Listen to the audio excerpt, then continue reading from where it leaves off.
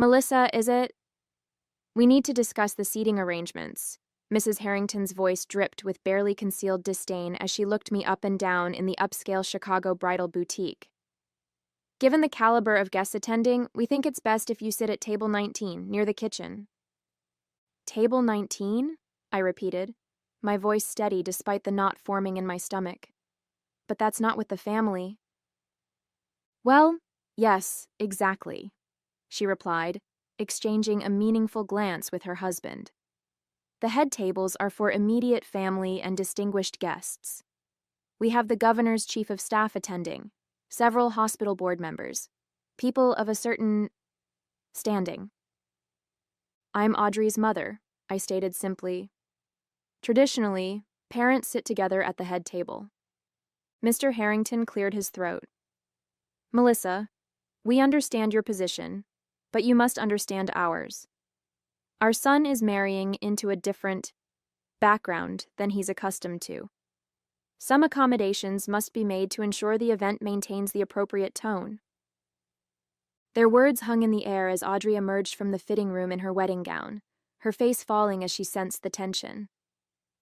My name is Melissa Warner, 48 years old, a single mother who raised my brilliant daughter Audrey on my own after her father abandoned us before she was born. What I want is simple, to be treated with basic dignity at my only child's wedding, and to share in her joy from a place of respect, not hidden away like an embarrassing family secret. Standing in my way are the Harringtons, Eleanor and Walter, whose old money and older prejudices have led them to view me as unworthy of sitting alongside their precious family. Mom, what's going on? Audrey asked, her eyes darting between us. Just discussing the seating chart, darling, Eleanor interjected before I could respond. Nothing for you to worry about on your special day. The seamstress hovering nearby looked uncomfortable as she pinned the final adjustments on Audrey's gown. Your mother and I will work it out, I assured Audrey, unwilling to burden her with this conflict 6 weeks before her wedding. Eleanor's smile didn't reach her eyes. Of course we will. Now, Audrey, about the coordinator's suggestion to limit the receiving line. Perhaps just Andrew, yourself, and us would be most efficient? Another subtle exclusion, another quiet erasure. As the appointment concluded and we prepared to leave, Eleanor placed a manicured hand on my arm, her diamond bracelet catching the light. Oh, and the rehearsal dinner will be black tie, she mentioned casually. I assume you'll need time to find something appropriate. The implication was clear. My wardrobe, like my profession, like my very existence, was inadequate for their world. Later, as I drove home to my modest apartment in the suburbs, my phone buzzed with a text from Audrey. Mom, the Harringtons have revised the invitation list again. They've cut Aunt Diane and Cousin Paige without telling me. What's going on? I gripped the steering wheel tighter. This wasn't just about seating arrangements or dress codes. The Harringtons were systematically cutting away pieces of our life to reshape Audrey's wedding into something that erased her history, and me along with it. I've spent 26 years building a life for Audrey and myself, brick by brick, sacrifice by sacrifice. When Thomas left me pregnant and alone at 22, I had no college degree, no family support, and no clear path forward. What I did have was determination, and a talent for organization that landed me an entry-level position at Westbrook Communications. While other young mothers might have faltered under the dual pressures of single parenthood and a demanding career, I thrived on the challenge. I arrived early each day to prepare for meetings, stayed late to ensure every detail was perfect, and somehow still managed to make it to Audrey's school events and doctor's appointments. It wasn't easy. There were nights I collapsed into bed still wearing my work clothes, too exhausted to change, but we made it work. By the time Audrey entered high school, I had risen to become executive assistant to Harold Westbrook himself, CEO, and founder of what had grown into a telecommunications empire. It wasn't the glamorous career some might dream of, but it was stable, respected within the company, and it paid for Audrey's prep school, her extracurriculars, and eventually her pre-med education. When Audrey met Andrew Harrington during her medical residency at Northwestern Memorial Hospital, I was thrilled for her. He was kind, brilliant, and clearly adored my daughter. His background, son of Walter Harrington, chairman of the hospital board and heir to the Harrington shipping fortune, was incidental to his personal qualities. At least that's what I thought. Our first meeting with his parents at their Lakeshore Drive penthouse should have been a warning. Eleanor Harrington's eyes had slid past me after the most perfunctory of greetings, her attention focused entirely on Audrey. "And what does your mother do, dear?" she had asked Audrey, not me, as though I weren't sitting right there. "Mom is the executive assistant to the CEO of Westbrook Communications," Audrey had replied proudly. "A secretary," Eleanor had murmured with a tight smile. "How reliable." I had let it go at the time, attributing her dismissiveness to first meeting awkwardness. Over the months of engagement, I continued to give the Harringtons the benefit of the doubt, even as the evidence mounted. The way Walter would talk over me at dinner, how Eleanor would forget to include me in planning emails, their constant references to lineage and private schools whenever I mentioned Audrey's childhood. "They're just old-fashioned," Audrey had said when I gently raised my concerns. "Once they get to know you better, they'll see how amazing you are." I wasn't so sure, but I kept my doubts to myself. This was Audrey's happiness, her future, and I wouldn't let my pride stand in the way of that. But with each wedding planning session, each thinly veiled comment about my simple lifestyle or limited understanding of proper society events, a creeping suspicion grew. The Harringtons weren't just old-fashioned. They were actively hostile to my presence in their son's life, and by extension, they seemed determined to minimize my role in my own daughter's wedding. Still, for Audrey's sake, I smiled and accommodated and compromised. I told myself it was just one day, just one event. I could endure anything for my daughter's happiness. What I didn't realize was how far the Harringtons would go to put me in my place. The rehearsal dinner at the Chicago Yacht Club was everything the Harringtons had promised. Elegant, exclusive, and excruciating. I'd spent more than I could afford on a black cocktail dress that still somehow looked inadequate among the designer gowns and bespoke suits. Andrew's father gave a lengthy toast celebrating the joining of two distinguished families, conspicuously avoiding any mention of me or my side of the family, the side that consisted of my cousin Diane, her daughter Paige, and my elderly Aunt Meredith, none of whom had been invited to this intimate gathering of 60 people. I maintained my composure throughout the evening, even when I discovered I'd been seated at a table with the event photographer and the wedding planner, rather than with any family members. Audrey, caught between family obligations and social demands, could only manage brief moments with me between being paraded around to meet Andrew's extended family and his parents' influential friends. "Mom, I'm so sorry," she whispered during one such moment. "This isn't what I wanted." "It's fine, sweetie," I assured her, squeezing her hand. "Tomorrow is what matters." But tomorrow arrived with new humiliations. I arrived at the Drake Hotel 2 hours before the ceremony, as instructed, only to be directed to a small anteroom while the Harringtons and their family occupied the main bridal suite. "Melissa, there you are," Eleanor said when she noticed me standing awkwardly in the doorway of the main suite where I'd gone looking for Audrey. "The mother of the bride's area is down the hall. The coordinator should have told you." "I was hoping to help Audrey get ready," I explained. "Oh, we have everything well in hand," Eleanor replied, gesturing to the team of stylists surrounding my daughter. "Too many people will just create confusion. Perhaps you should focus on getting yourself ready? The photographer wants the Harrington family photos at 3, and then we'll find time for your pictures with Audrey afterward if the schedule allows." I looked to Audrey, who was having her hair styled, her eyes meeting mine in the mirror with apology and conflict. I could see her distress, her desire to speak up, battling with her reluctance to create tension on her wedding day. "Actually, Mrs. Harrington," the wedding coordinator interjected, checking her clipboard, "the timeline has the bride with her mother first at 2:30, then the Harrington family at 3 o'clock. Eleanor's smile tightened. "There must be a misunderstanding. We discussed this yesterday. The Harrington portraits are the priority, given the number of important family members who need to be included." "But Mom is," Audrey began.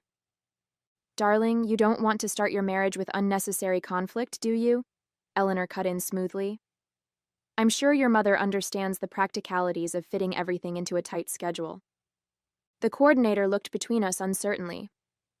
It's fine, I said, swallowing my hurt. The schedule can stay as Mrs. Harrington prefers. As I turned to leave, I heard Eleanor murmur to someone, "Such a shame Audrey didn't have a proper maternal figure growing up. Just a secretary raising her alone. No wonder she needed our guidance for this event." The words hit me like a physical blow. I paused in the doorway, my hand gripping the frame as the room seemed to tilt. 26 years of sacrifice, of bedtime stories read despite exhaustion, of second jobs taken to afford dance lessons, of college applications edited late into the night, all dismissed as inadequate because I was just a secretary. In that moment, something shifted inside me. This wasn't just social awkwardness or generational differences in wedding expectations. The Harringtons were deliberately, systematically erasing me from my daughter's most important day. As I walked stiffly back to the small anteroom assigned to me, I passed a mirror and caught sight of my reflection. A woman diminished, made small by others' perceptions. The woman staring back at me looked nothing like the person who had fought through countless obstacles to raise a daughter who was, as of today, becoming a doctor. For Audrey's sake, I would get through this day with dignity, but I was done being invisible, done being just a secretary, done letting the Harringtons define who I was. The ceremony itself was beautiful, a perfect blend of traditional elements and personal touches. Walking Audrey down the aisle, a role the Harringtons couldn't deny me without raising eyebrows, I held my head high despite feeling the weight of judgmental stares from their side of the church. Audrey was radiant, her eyes shining with joy as she exchanged vows with Andrew, and for those brief moments, none of the rest mattered. It was during the reception that the battle lines were drawn more clearly. True to their word, the Harringtons had indeed seated me at table 19, tucked near the service entrance to the kitchen. My closest tablemates were Andrew's former piano teacher, the officiant's wife, and several guests I suspected were last-minute additions used to fill seats. As dinner service began, I noticed Eleanor making her way around the room, greeting guests with practiced charm. When she reached my table, her smile dimmed noticeably. "Melissa, I trust everything is to your satisfaction?" she asked, her tone suggesting she was performing a duty, rather than expressing genuine concern. "The table location is unexpected," I replied carefully. "I had hoped to be closer to Audrey during her reception." Eleanor's smile remained fixed. "We seated you with lovely people who wouldn't make you feel out of your depth. I'm sure you understand. Our circle includes many distinguished individuals who might not have much in common with someone of your professional background." The dismissal was so casual, so confident in its cruelty, that I momentarily lost my composure. "My professional background has supported Audrey through medical school," I said, my voice quiet but firm. "That seems rather distinguished to me." Eleanor's eyes widened slightly, perhaps surprised by my pushback. "Supporting one's children is what any mother would do," she replied. "Though I imagine it's been a struggle on a secretary's salary. Thank goodness Andrew can provide Audrey with the lifestyle she deserves from now on." Before I could respond, she was called away to address some minor crisis with the cake-cutting schedule. I sat back, my appetizer untouched, a familiar sense of inadequacy washing over me. Had I made a mistake in speaking up? Would my resistance only make things more difficult for Audrey? My phone buzzed with a text from Harold Westbrook. "Venue looks amazing from the photos. You've raised an incredible daughter, Melissa. The office is in good hands with Drew this weekend, but call if you need anything." The message was a lifeline, a reminder that outside this gilded ballroom, I was respected and valued. Harold had been understanding about my need to take 2 days off for the wedding, practically unheard of in his demanding schedule, and had even sent Audrey a generous gift. With renewed determination, I decided to make an effort to engage with the reception despite my isolation. I introduced myself to tablemates, danced with my elderly Aunt Meredith, when the band played her favorite song, and made a point of personally thanking the catering staff who seemed surprised by the acknowledgement. During a quiet moment, Audrey found me near the bar. "Mom, I just realized where they seated you," she said, distress evident in her voice.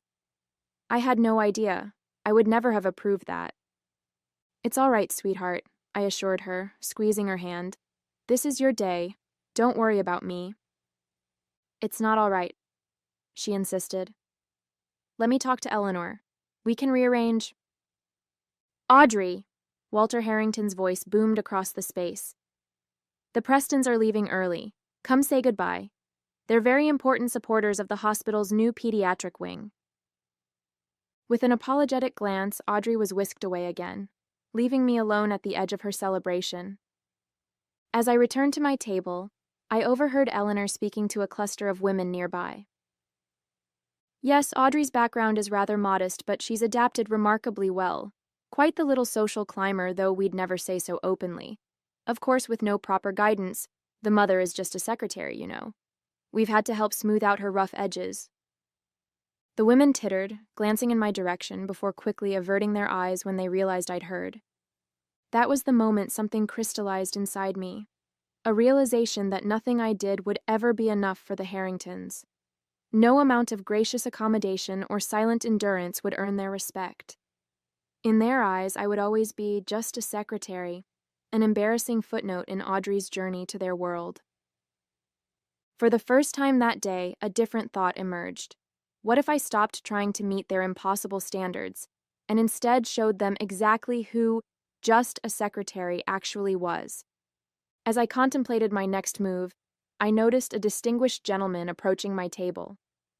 I recognized him immediately as Joseph Brennan, CEO of Meridian Healthcare, one of the largest hospital systems in the Midwest. "Melissa Warner," he said warmly, extending his hand. "I thought that was you. It's been, 3 years since we finalized that communications infrastructure deal?" "Mr. Brennan," I replied, standing to greet him properly. 4 years, actually, but who's counting?" "How have you been?" "Prospering, thanks in no small part to that contract you helped shepherd through. Harold doesn't know how lucky he is to have you." He glanced around the table. "May I join you for a moment?" "I'd love to catch up." As Joseph sat beside me, I could feel curious stares from nearby tables. Eleanor Harrington, in particular, seemed to be watching with narrow-eyed assessment. "I didn't realize you knew the bride and groom," I mentioned.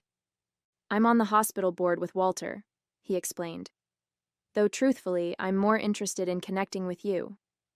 I've been trying to get a meeting with Harold about the new telehealth initiative for months. His assistant keeps telling me he's booked through September." I smiled, recognizing the gentle attempt at leveraging our connection. That would be Drew, and yes, Harold's schedule is quite full.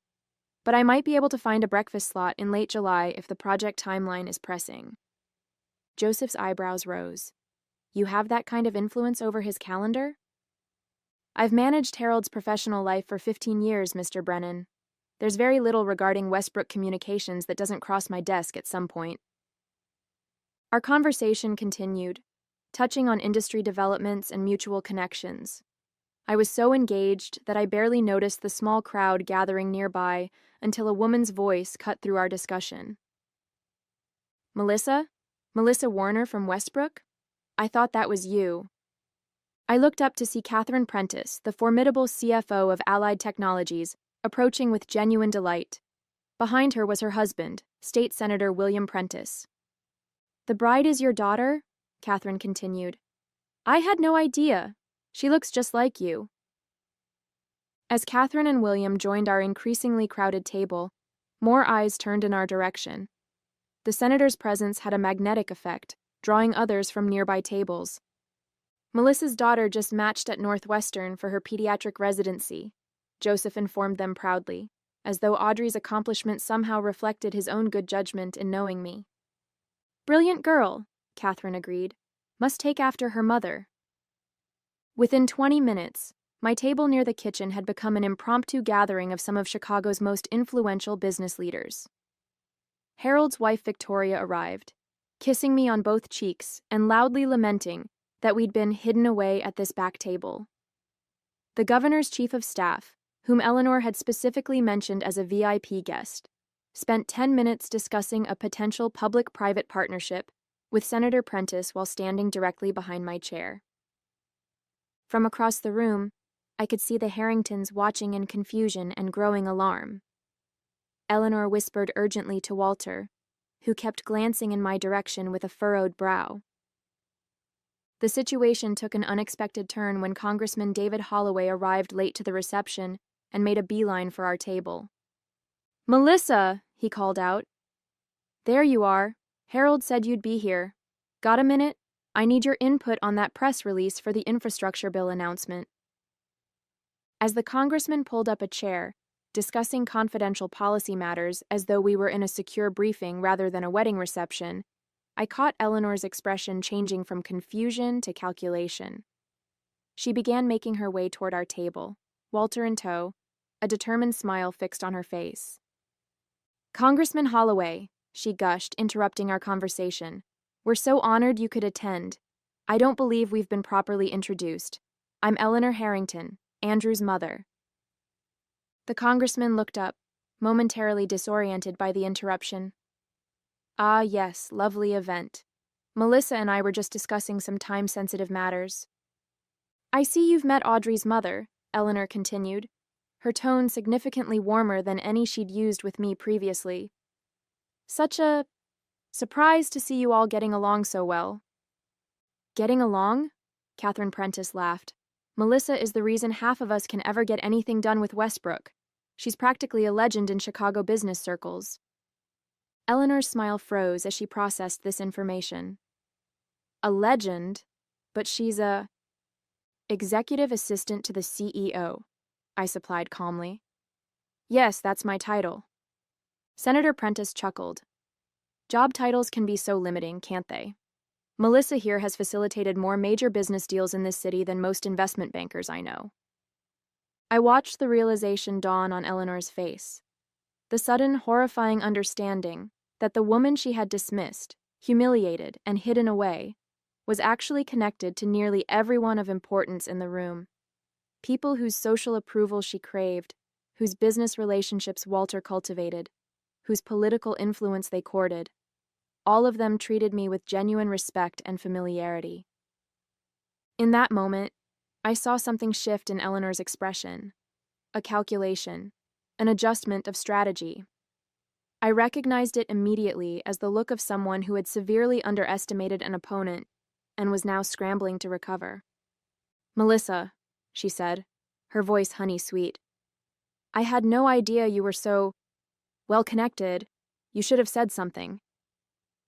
The shamelessness of her pivot would have been amusing if it weren't so transparently self-serving. "Would it have mattered, Eleanor?" I asked quietly. Eleanor's question hung unanswered between us as the band announced it was time for toasts. The gathering at my table dispersed, with promises to reconnect later. Catherine Prentice squeezed my shoulder supportively before departing, while Joseph Brennan slipped me his card with a handwritten cell phone number. "For that July breakfast," he murmured with a wink. As the formal toasts began, first Walter, then Andrew's best man, I noticed Eleanor working the room with renewed vigor, stopping at various tables to whisper urgently. I recognized damage control when I saw it, having managed plenty of corporate crises at Harold's side. She was attempting to reshape the narrative before it solidified, likely positioning herself as the victim of a misunderstanding. The master of ceremonies announced the father-daughter dance, and I watched as Andrew led his mother onto the floor while Walter escorted Audrey. Another traditional moment altered to exclude me. I took a steadying breath, reminding myself that this wasn't about me. It was Audrey's day, and my feelings were secondary. As the dance concluded, Audrey broke away from Walter and approached the microphone. "Thank you all for celebrating with us today," she began, her voice clear and confident. "Tradition calls for a father-daughter dance, but as many of you know, I was raised by a single mother who was both mom and dad to me." "Mom, would you please join me?" A spotlight found me at the back table as murmurs rippled through the crowd. I saw Eleanor start forward as if to intercept this deviation from the program, only to be restrained by Walter's hand on her arm. Their faces were rigid with barely contained displeasure. As I joined Audrey on the dance floor, the band began playing Wind Beneath My Wings, the song we had danced to in our living room when she graduated high school. It was a song I hadn't included on any of the planning lists, meaning Audrey had arranged this surprise independently. "I'm so sorry about today," she whispered as we moved across the floor. "I had no idea how they were treating you until Catherine Prentice mentioned it. She thought I knew you'd been seated in Siberia and was furious on your behalf." "It's all right," I assured her, though we both knew it wasn't. "It's not," Audrey insisted, "and I want to fix it starting now." As our dance ended, Audrey kept hold of the microphone. "I'd like to say a few words about my mother," she announced.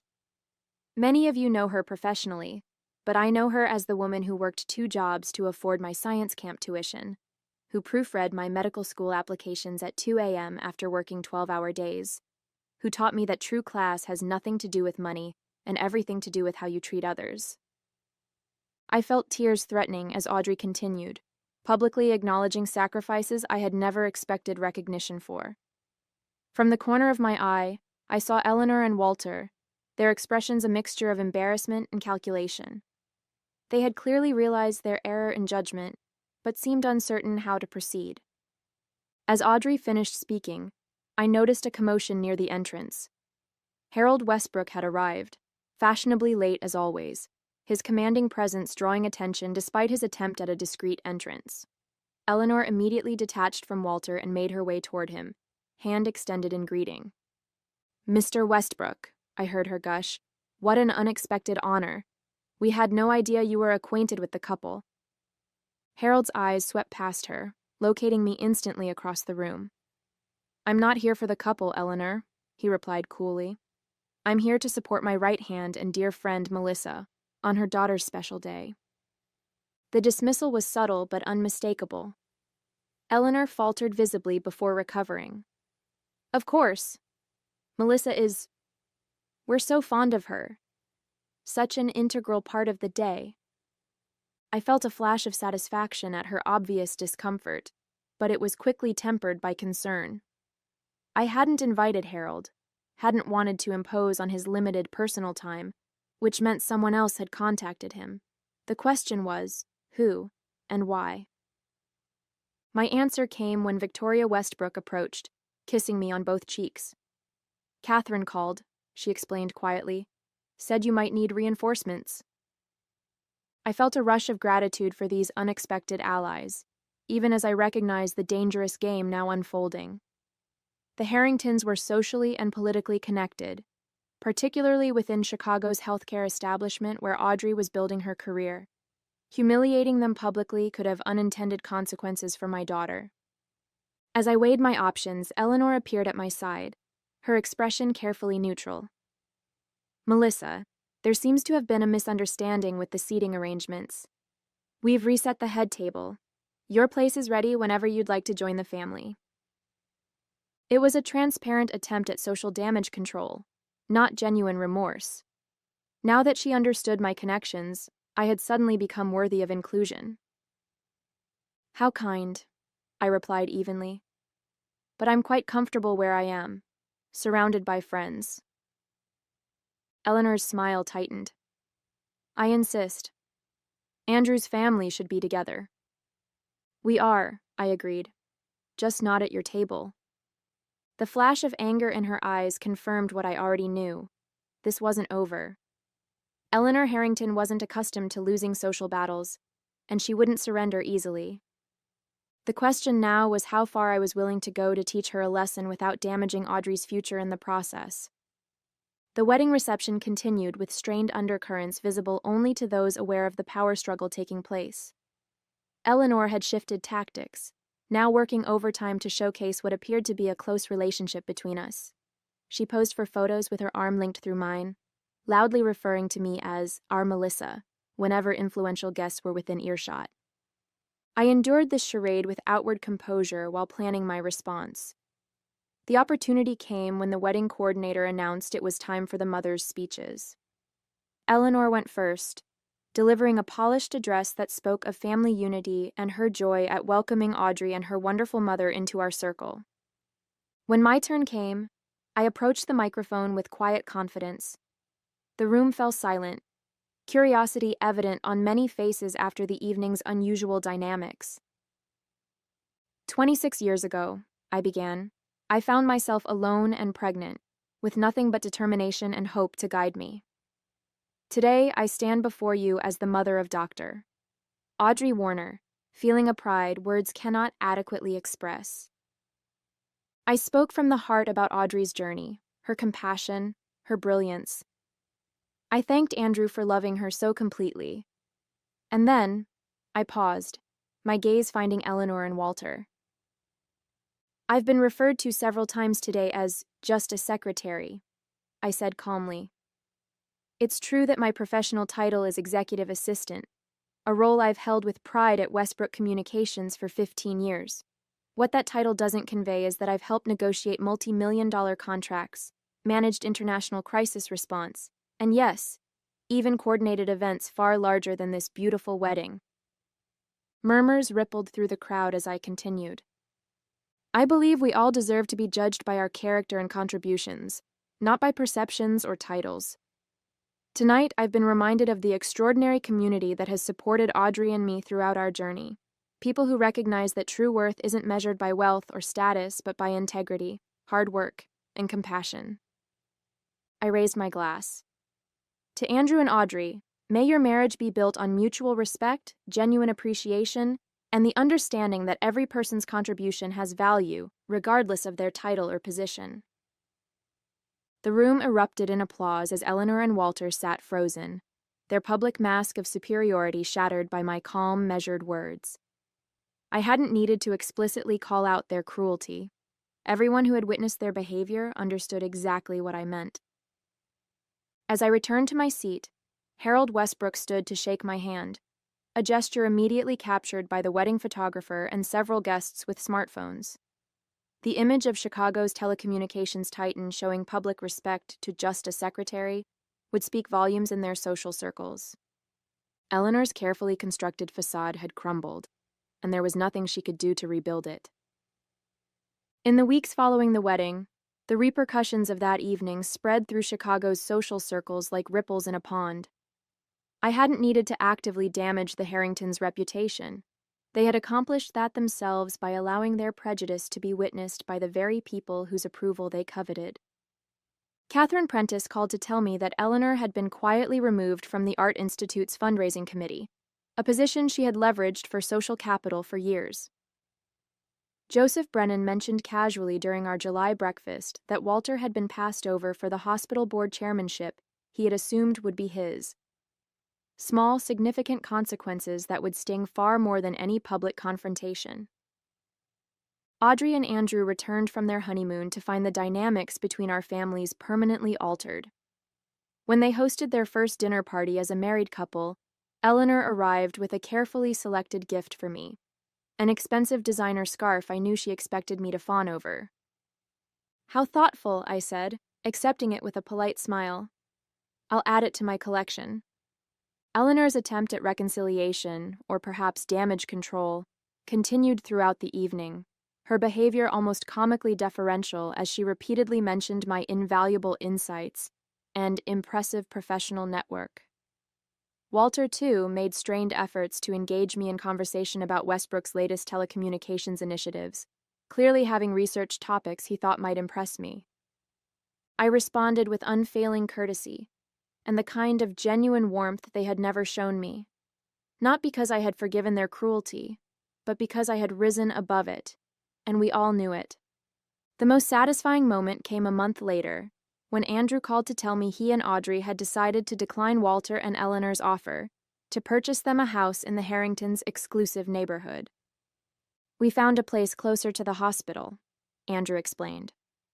"And to you, Mom," he added, using the term that signaled his complete break from his parents' prejudice. The Harringtons' social embarrassment would eventually fade, but the shift in power between us was permanent. They had learned the hard way that titles and wealth don't determine a person's worth or influence. In their desperate scramble to preserve their social standing, they had inadvertently elevated mine. As for me, I returned to my desk at Westbrook Communications, managing Harold's complex professional life with the same efficiency and discretion I always had. Nothing about my job had changed, but everything about how I viewed it had. I was never just anything. I was Melissa Warner, respected professional, beloved mother, and a woman who had finally claimed her rightful place at the table, figuratively and literally. When an invitation arrived 6 months later for a charity gala hosted by the hospital board, I smiled at the handwritten note at the bottom from the event coordinator. Mrs. Warner, you'll be seated at the head table as requested. I tucked the invitation into my planner, already anticipating Eleanor's face when she saw exactly where just a secretary would be sitting this time.